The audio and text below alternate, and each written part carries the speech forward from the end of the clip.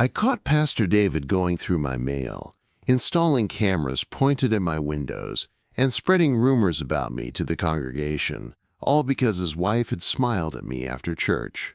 What he didn't know was that she'd been coming to my house every afternoon when he was at the church office, and our prayer sessions had become something much more intimate.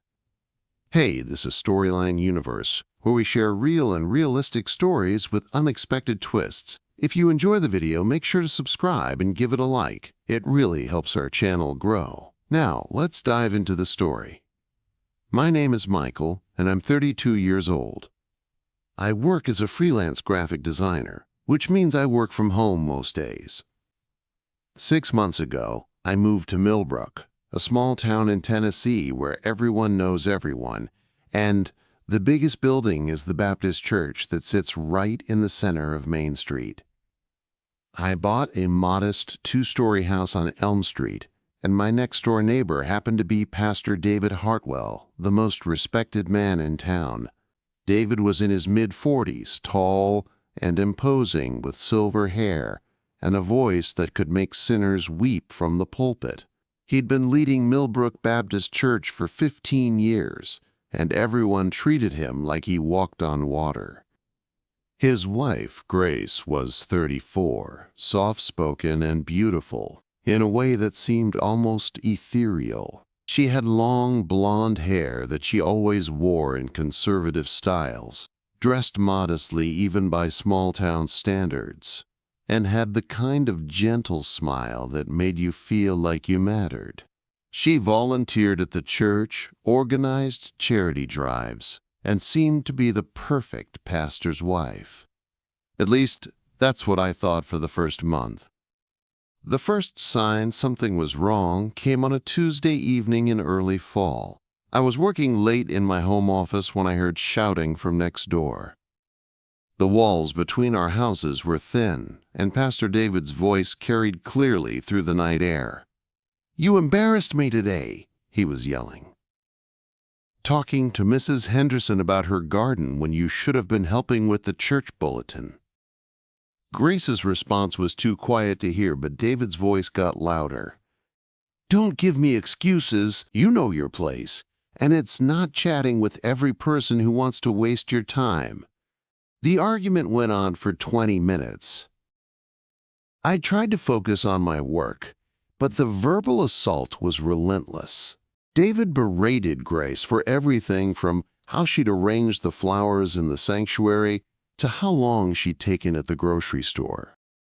What disturbed me most was Grace's silence. She rarely responded, and when she did, it was so quiet I couldn't make out words. This wasn't a fight between equals. It was one person systematically tearing down another. The next Sunday, I decided to attend Millbrook Baptist Church. I'd been meaning to find a local church anyway, and I was curious about the man I'd heard screaming at his wife. Pastor David's sermon was about love, patience, and treating others with kindness. He spoke passionately about the importance of building each other up rather than tearing each other down. He quoted scripture about love being patient and kind, never harsh or demanding. The hypocrisy was staggering. Grace sat in the front pew, wearing a navy blue dress with sleeves that covered her arms completely. Her makeup was flawless, but I noticed she kept her head down through most of the service. When people approached her after church to chat, she was polite but seemed nervous, constantly glancing toward David. As I was leaving, Grace was standing by herself near the church entrance, organizing leftover bulletins. I walked over to introduce myself. "Hi, I'm Michael. I just moved in next door to you and Pastor David." She looked up, and for a moment her face lit up with genuine warmth. "Oh, how wonderful! I'm Grace. Welcome to Millbrook, and welcome to our church." We talked for maybe 3 minutes about the town, the church, and how I was settling in. Grace was intelligent, funny, and had opinions about books and art that surprised me. But the moment David finished greeting other congregants and started walking toward us, Grace's entire demeanor changed. She became subdued, almost shrinking into herself. "Grace," David said, his voice friendly but with an undertone I was learning to recognize. "I see you've met our new neighbor." "Yes, Michael was just telling me about his work as a graphic designer," Grace said quietly. David's smile was sharp. "How nice! Grace, we should get home. You know Sunday lunch won't prepare itself." That was the end of our conversation, but as I walked to my car, I caught Grace looking back at me with an expression I couldn't quite read. Longing, maybe, or envy at the freedom I represented. Over the next few weeks, I started noticing patterns. David left for the church office every weekday around 8 a.m. and didn't return until 5 p.m. Grace did her errands in the mornings, then spent her afternoons at home. Our houses were close enough that I could see into their backyard from my kitchen window, and I often saw her sitting alone on their porch, reading or just staring into space. She looked lonely. One Tuesday afternoon, while I was taking a break from work, I decided to do some yard work.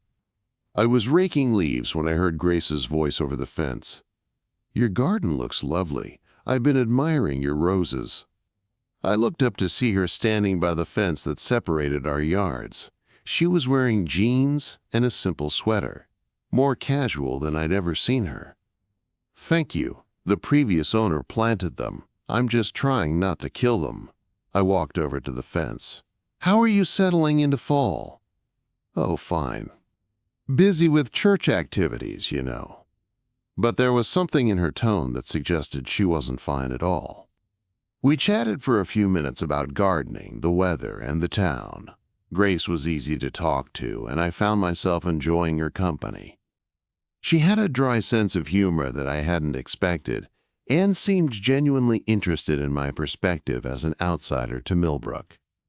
"I should get back inside," she said eventually. "David will be home soon, and I need to start dinner." As she turned to go, I made a spontaneous decision. "Grace, if you ever need anything, help with groceries, someone to talk to, whatever, I'm usually home. Just knock." She paused, looking back at me with those same unreadable eyes. "That's very kind of you, Michael. Thank you." The next afternoon, there was a soft knock at my front door. When I opened it, Grace was standing there with a covered plate. "I made extra banana bread," she said. "Thought you might like some." I invited her in, and she accepted. We sat in my kitchen, sharing banana bread and coffee. Grace seemed different in my house, more relaxed, more herself. She asked about my work, my life before Millbrook, my family.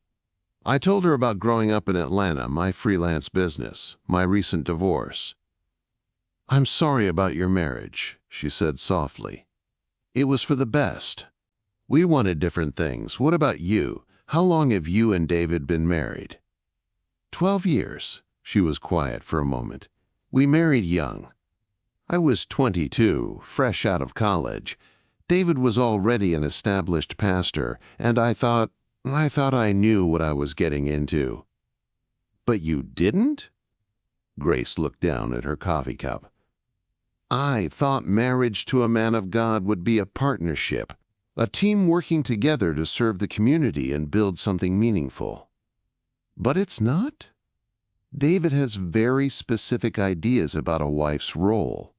I'm supposed to be seen and not heard, supportive but never challenging, perfect but never outshining him."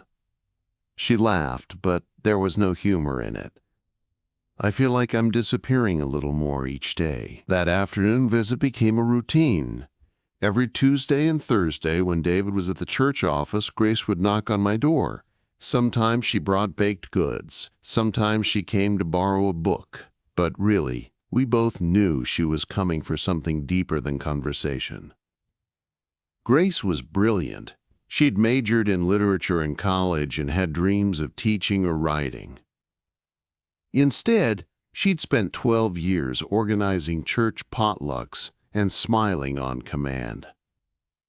She had opinions about politics, art, social issues, opinions that David had systematically silenced over the years. In my kitchen, she came alive again. She laughed at my stories, shared her own insights, and gradually began expressing thoughts she'd kept buried for years. But it was more than just intellectual connection. There was an undeniable chemistry building between us. The way she'd lean closer when making a point. How her fingers would linger when our hands accidentally touched passing coffee cups. The way her eyes would hold mine just a beat too long. Sometimes I feel like I'm living in a prison made of other people's expectations, she told me one Thursday afternoon, her voice soft and vulnerable. We were sitting closer than usual, the autumn light filtering through my kitchen window, casting golden highlights in her blonde hair. Everyone sees the perfect pastor's wife, but inside I'm screaming. "What would you do if you could do anything?" I asked, studying the curve of her lips as she considered the question. Travel, write, have conversations that matter, make my own decisions about what to wear, what to eat, how to spend my time. She paused, her breathing becoming slightly uneven as she looked directly at me. Fall in love with someone who sees me as a person, not an accessory. Someone who makes me feel alive again. The way she said that last part, her voice dropping to almost a whisper, made the air between us electric. I could smell her perfume, something light and floral that David probably chose for her, mixed with the vanilla scent from her baking. When she reached across the table to touch my hand, her skin was warm and soft, and I felt her pulse racing beneath my fingers. "Grace," I started, but she shook her head. "I know this is wrong," she whispered, her thumb tracing small circles on my hand. "I know what people would think, what David would do if you found out. But when I'm here with you, I remember what it feels like to be wanted for who I am, not what I represent." That's when something shifted between us, something we'd both been trying to ignore but could no longer deny. That's when Pastor David started getting suspicious. It began with small things. David started coming home at unexpected times, claiming he'd forgotten something or needed to check on Grace. He began asking her detailed questions about how she'd spent her day, who she'd talked to, where she'd been. Then I caught him going through my mailbox. I was coming back from a morning run when I saw David standing by my front porch, clearly rifling through my mail. When he saw me approaching, he quickly closed the mailbox and pretended to be looking at his phone. "Morning, Pastor," I said. "Oh, Michael, I thought I saw someone suspicious around your property. Wanted to make sure everything was secure." It was obviously a lie, but I just nodded and went inside. The next week, I noticed strange reflections in my windows and discovered tiny cameras mounted on trees around my property, all positioned to monitor my house. When I confronted David about it, he claimed they were security cameras for the neighborhood. But the real evidence of his paranoia came on Sunday morning. Instead of his usual sermon about love and grace, Pastor David delivered a 40-minute message about the dangers of temptation, the importance of avoiding inappropriate friendships, and the biblical mandate for wives to be faithful to their husbands.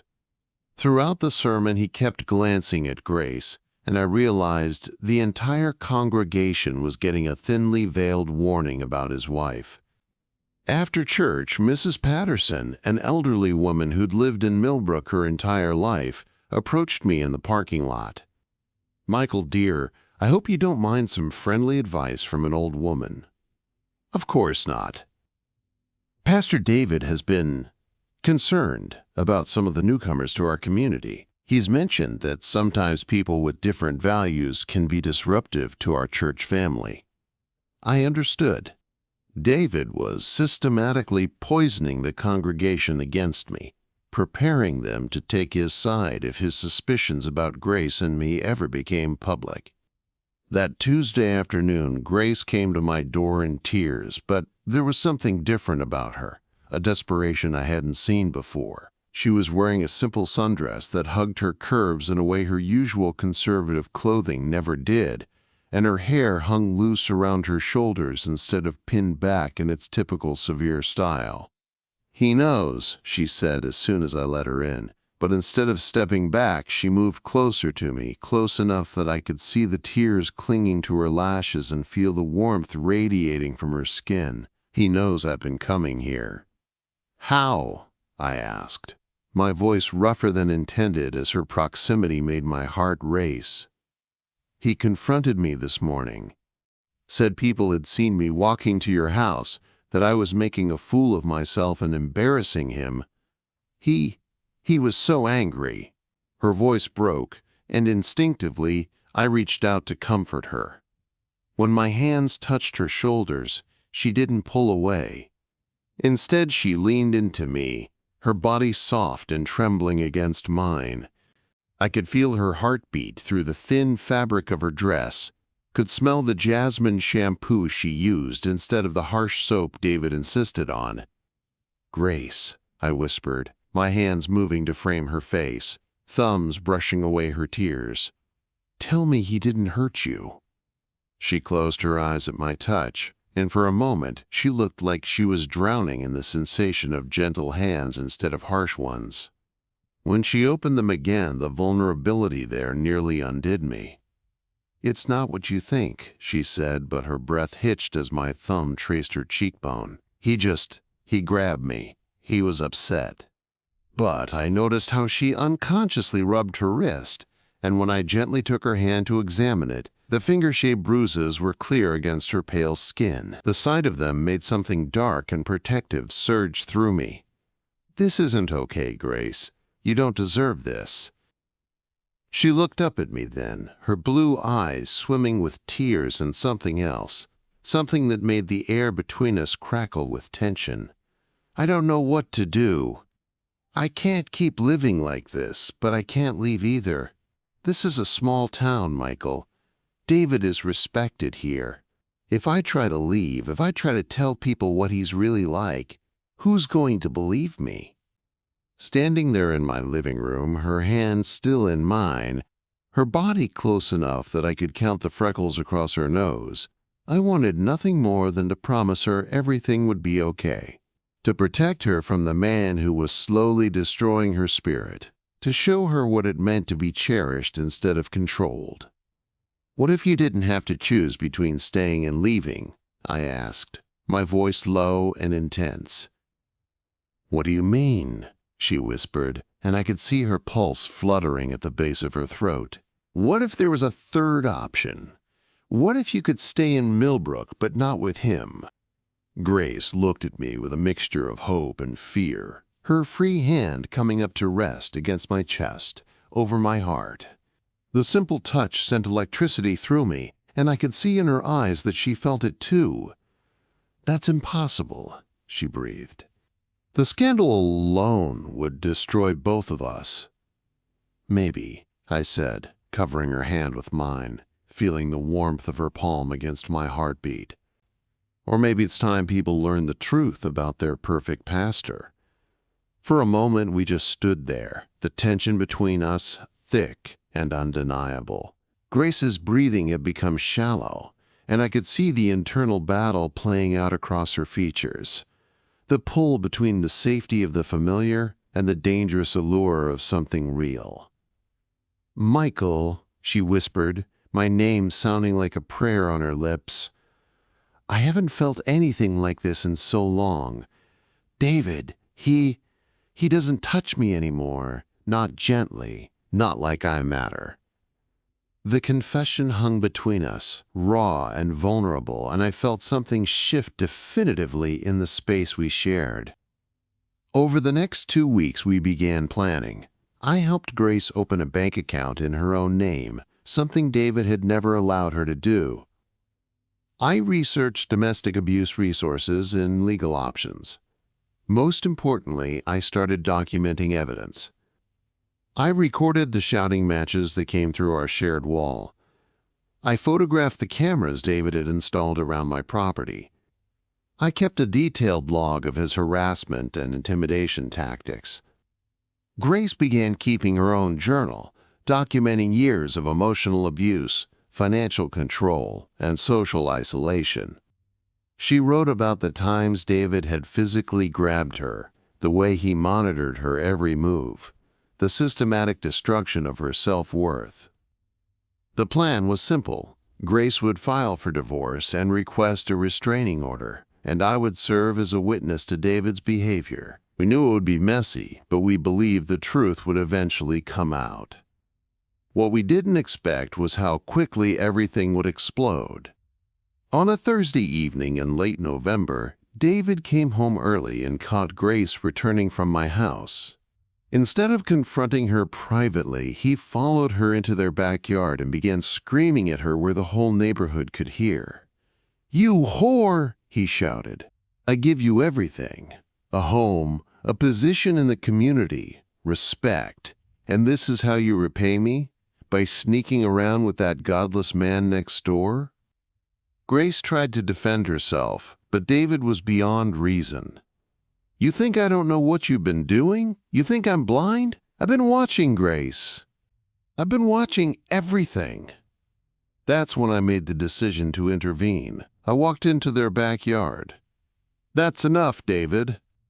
He turned to me with fury in his eyes. This is your fault. You came here and corrupted my wife with your secular poison." "I didn't corrupt anyone. I just treated Grace like a human being instead of property. She is my wife. She belongs to me."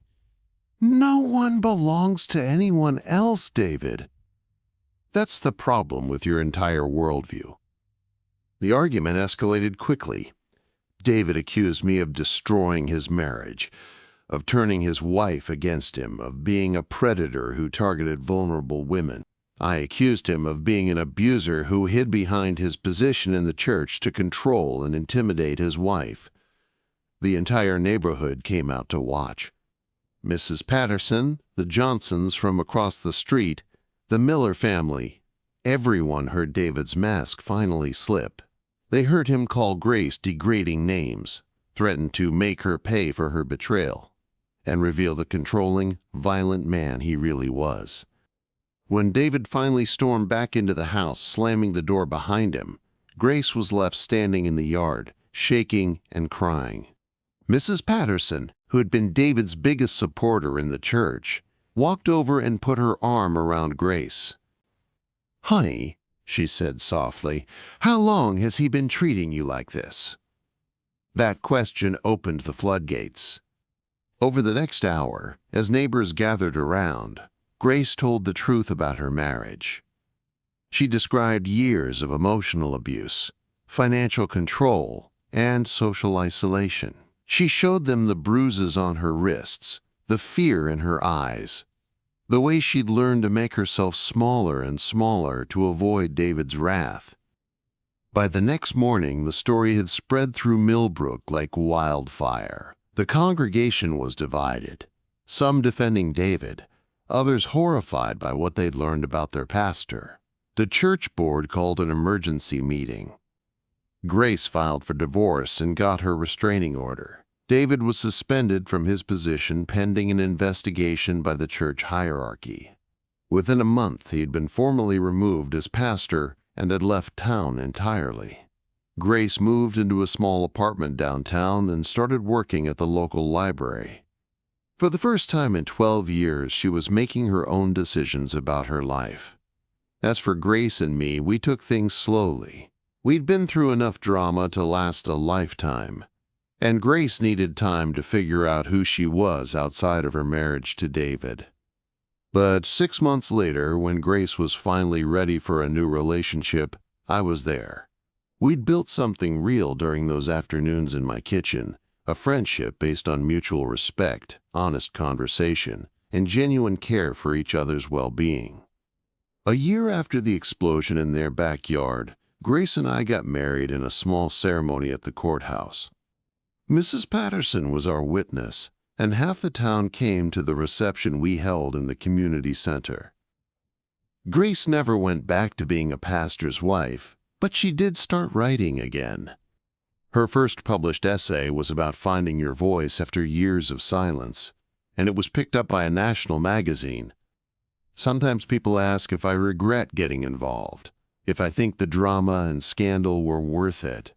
The answer is simple. I don't regret helping someone escape an abusive situation. I don't regret treating Grace like the intelligent, capable woman she is. And I definitely don't regret falling in love with someone who deserves so much better than what she had. David disappeared from our lives entirely, but Grace heard through church connections that he'd moved to another state and was working at a small rural church where his past wasn't known. She feels sorry for his new congregation, but she's learned that you can't save people who don't want to be saved. The question that haunts me isn't whether we did the right thing. I know we did. The question is how many other women are sitting in church pews right now, married to men who preach about love while practicing control, who speak about grace while showing none to the people closest to them. Grace found her voice and her freedom, but how many others are still trapped behind the facade of a perfect Christian marriage, waiting for someone to see past the performance to the person crying for help inside? Sometimes salvation comes from the most unexpected places. In Grace's case, it came from a next-door neighbor who was willing to listen when everyone else expected her to stay silent. And sometimes, when you help someone else find their freedom, you find yours too.